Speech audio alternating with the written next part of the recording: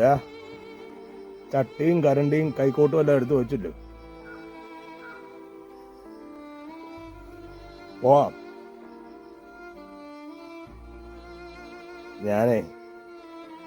ഞാൻ നിന്റെ അക്കൗണ്ടിൽ ഒരു 500 രൂപ ഇട്ട് തരാം. നീ ഒരു അര എടുത്തോണ്ട് വരണം. ഞാൻ ഓട്ടോ സ്റ്റാൻഡിൽ കാണും. എന്തിനാ ചേട്ടാ ഇങ്ങനെ സ്ഥിരം കുടിച്ച് നശിക്കുന്നേ? കുടി വലി എന്തിനാ ഇങ്ങനെ സ്വയം നശിക്കുന്നേ? നീ എന്റെ തന്തയാവാനും നോക്കണ്ട കേട്ടോ. പറയുന്നത് നീ കേട്ടാ മതി. നിനക്ക് എടുത്തു തരാൻ എടുത്തു തരാം, എനിക്ക് മടിയൊന്നുമില്ല. ഞാൻ എൻ്റെ ഒരു കൂടപ്പിറപ്പിനെ പോലെ നിങ്ങളെ കണ്ടിട്ടേ ഉള്ളൂ. പിന്നെ ഇപ്പൊ സ്ഥിരമായിട്ട് ഇങ്ങനെ കുടിക്കുന്നതുകൊണ്ട് ഞാൻ പറഞ്ഞതേ ഉള്ളൂ. ഞാൻ എൻ്റെ സമാധാനത്തിന് വേണ്ടി കുടിക്കുന്നതാണ്. പുറമേ നിന്ന് കാണുന്നവർക്കൊന്നും അത് പറഞ്ഞാൽ മനസ്സിലാകത്തില്ല.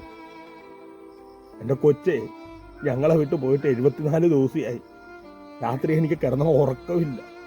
കണ്ണടച്ച് കിടക്കുമ്പോഴത്തേക്ക് അച്ചാച്ചേ എന്നുള്ള വിളിയാ.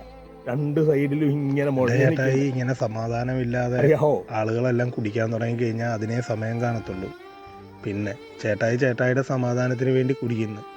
ചേച്ചിയുടെ അവസ്ഥയെക്കുറിച്ച് ചേട്ടായി ചിന്തിക്കുന്നുണ്ടോ? ആ വീട്ടിൽ തന്നെയല്ലേ? ഞാൻ അവളെക്കുറിച്ചൊന്നും ഇപ്പോൾ ഒന്നും ചിന്തിക്കുന്നില്ല. ഞാൻ എൻ്റെ സമാധാനത്തിന് വേണ്ടി ഓരോന്ന് കാണിച്ചു കുടിക്കുന്നേ. അത് അവൾക്കും അറിയാം. അവളെന്നോട് കുടിക്കരുതെന്ന് പോലും ഇപ്പം പറയുന്നില്ല. ഞാൻ വൈകിട്ട് പണിയും കഴിഞ്ഞ് ചെല്ലുമ്പം ആ നടവാതിലയിൽ വന്നിരിക്കും പൊതി തപ്പാൻ വേണ്ടിയേ. ആരും ഇല്ലടാ ഞങ്ങളെ നോക്കിയിരിക്കാൻ.